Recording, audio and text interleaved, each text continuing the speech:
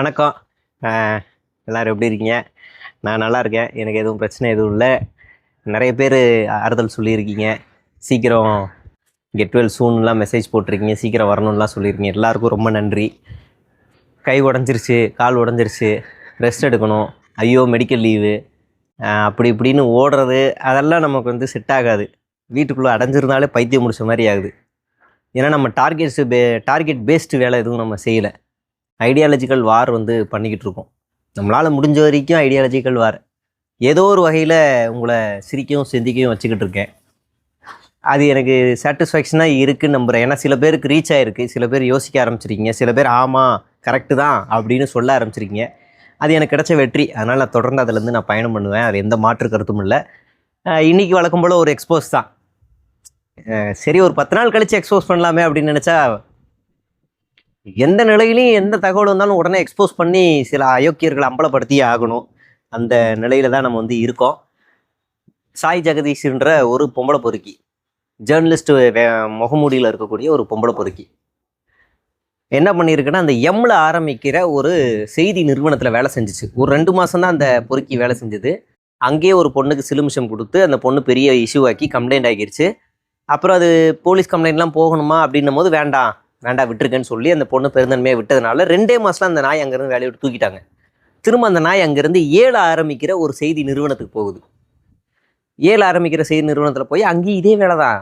ஒரு பொண்ணு விடாமல் எல்லாருக்கும் சாட்டு மெசேஜ் ஏய் are you single I am mingle, are you single I am மிங்கிள்னு போட்டு தள்ளி அங்கேயே அம்பலமாயிருச்சு.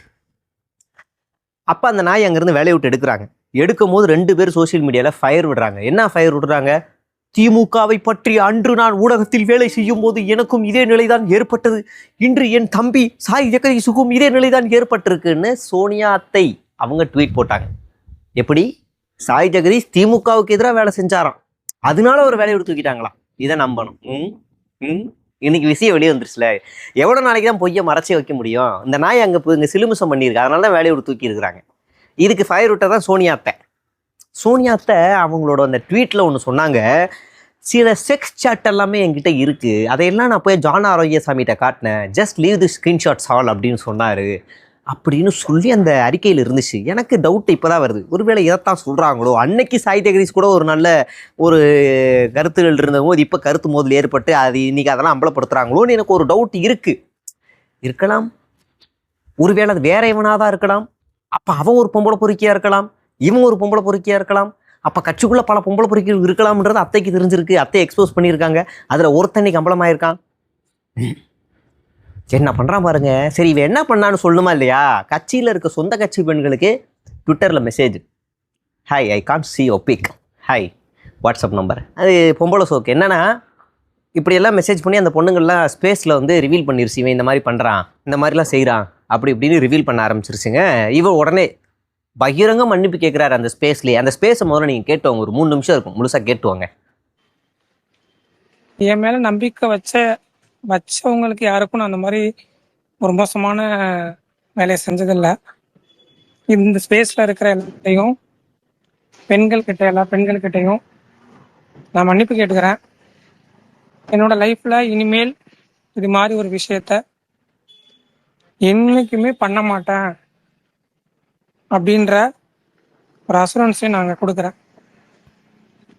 ஏன்னா மற்ற ஆட்களை விட எனக்கு இந்த சோசியல் மீடியாவில் எனக்கு ஒரு பிரச்சனை வந்தப்போ என் கூட சப்போர்ட்டாக என்ன ஸ்பேஸுக்கு ஒரு சீஃப் கெஸ்டாக கூப்பிட்டு பேச வச்சவங்களோட நம்பிக்கை எல்லாத்தையும் உடைக்கிற மாதிரி நான் கடந்த காலங்கள் நடந்துக்கிட்டேன் அப்படின்றத ரொம்ப வருத்தத்தோட பதிவு பண்ணிக்கிறேன்.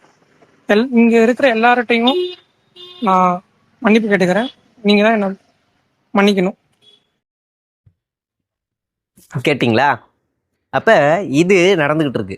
இந்த மாதிரி ஒரு பொறுக்கி இவன் பண்ணுறா.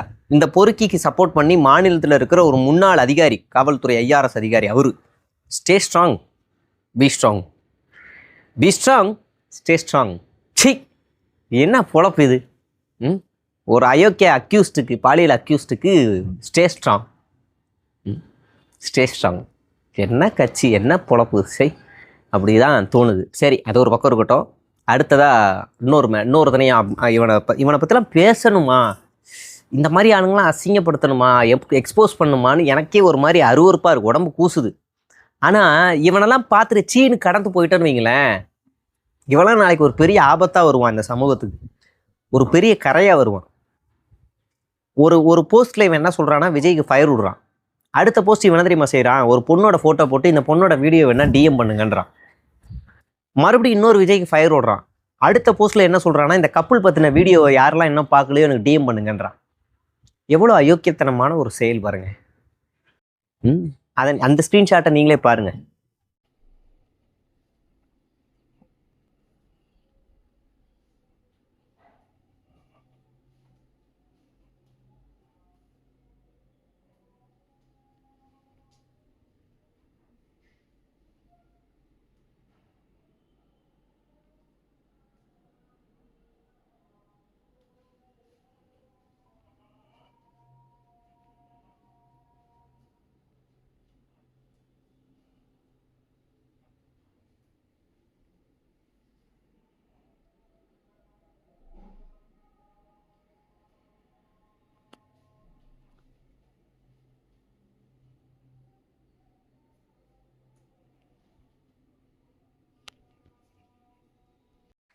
இவனை மாதிரி நிறைய பேர் இருக்காங்க. எக்ஸ்போஸ் பண்ணி தான் ஆகணும், வேற வழியே இல்லை, வேற வழியே இல்லை, எப்படி தான் ஆகணும். சரி, இதெல்லாம் தலைவர் கேட்குறாரா அப்படின்னு கேட்டால், தலைவர் வந்து அடுத்த கட்ட பணிக்கு போயிட்டாரு. தமிழ்நாட்டில் பர்மிஷன் பிரச்சனை ஓவராக இருக்குன்னு அவுத்து விட்டுக்கிட்டு இருந்தாங்க. எப்படின்னா நாளைக்கு நிகழ்ச்சி வச்சுட்டு இன்றைக்கி வந்து பர்மிஷன் கேட்பாங்க. இந்த ஜேபிஆர் பல்கலைக்கழகத்தில், இந்த ஜேபிஆர் இன்ஸ்டியூட்டில் நடந்துச்சுல, நான் ஒரு 20 நாள் முன்னாடியே எக்ஸ்போஸ் பண்ணிட்டேன். இந்த மாதிரி நடக்க போகுது, தாவேக்கா நிகழ்ச்சி நடக்க போகுது அப்படின்னு. உள்ள எல்லா ஏற்பாடுகளும் பண்ணுறாங்க. ஸ்டேஜ் அமைக்கிறாங்க, கட் அவுட்டு, பேனரு, கீனரு, கொடி, தோரணம் எல்லாம் வைக்கிறாங்க. ஆனால் பர்மிஷன் கேட்டதுன்னு பார்த்தா ஒரு நாள் முன்னாடி. என்ன இயக்கத்தனம்! கட்சிக்கு அப்பாற்பட்ட எனக்கே தெரியுது 15 நாள் முன்னாடி நீங்கள் நடத்த போகிறீங்கன்னு. ஆனால் பர்மிஷன் மட்டும் ஒரு நாள் முன்னாடி. ஆளும் கட்சியாகவே இருந்தாலும் ஒரு நாள் முன்னாடி பெர்மிஷன் கேட்கும்போது அவங்க யோசிப்பாங்க, காவல்துறை என்னடா இது இப்படி கேட்குறீங்க, என்னங்க நாங்கள் ஆளுங்கெல்லாம் செட் பண்ணணும் கேட்பாங்க, வேணுங்கன்னே ஒரு நாள் முன்னாடி. இப்போ அந்த மாதிரி இவ்வளோ 41 பேர் செத்து போயிருக்காங்க. திரும்பவும் ரோட் ஷோ தான் வைப்பார் இவர். ரோட் ஷோ பாண்டிச்சேரியில் ஒரு இடத்துல ஃபிக்ஸ் பண்ணியிருக்காரு, பர்மிஷன்லாம் கேட்டிருக்காரு. வர 5ஆம் தேதி காலையிலேருந்து நைட்டு வரைக்கும். அது தனி கவர்மெண்ட்டு, தனி போலீஸு, அதெல்லாம் வேறன்னு வச்சுக்கோங்களேன். திரும்பவும் ரோட் ஷோ. ஏன் பொதுக்கூட்டம் இல்லை ஏதாவது ஒரு மாவட்ட அளவு ஒரு கூட்டமாக நடத்திட்டு போகணும் தானே, திரும்ப ரோட் ஷோ. என்ன போதை! ஏன்னா ஓடி வந்து நின்று பார்க்கணுமா அவங்கள? ஓடி வந்து நின்று பார்க்கணுமா? என்ன போதை, என்ன பிரச்சனை? ரோட் ஷோ வந்தால் தான் நீங்கள் பார்த்தா தான் அப்போ தான் உங்களுக்கு மனசு குளிருமா? இது என்ன மாதிரியான ஒரு இது எனக்கு ஒன்றுமே புரியல. எதுக்கு இவ்வளோ மறுபடியும்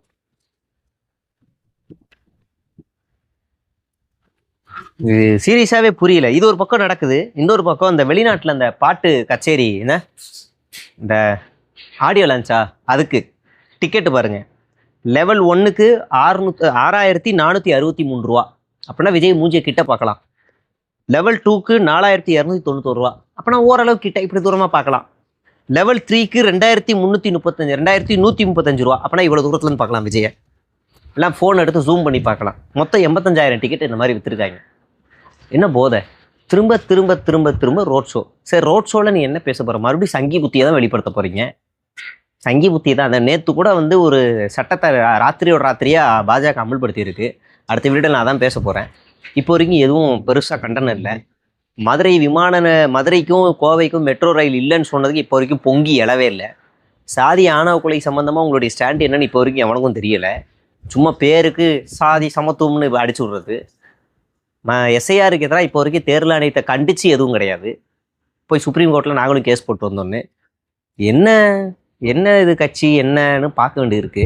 அதனால தான் முன்னாடி நான் சொன்ன மாதிரி தான், டார்கெட் பேஸ்லலாம் நம்ம வேலை செய்ய போகிறதில்ல. இவங்களை எக்ஸ்போஸ் பண்ணுறது தான். வீங்கன்னு இல்லை, யார் இருந்தாலும் சரி எக்ஸ்போஸ் பண்ணுறது தான் நம்மளுடைய வேலை. அதுக்காக எந்த நிலையில் இருந்தாலும் நான் என்னுடைய பணியை தொடருவேன். தொடர்ந்து பேசுவோம். நன்றி, வணக்கம்.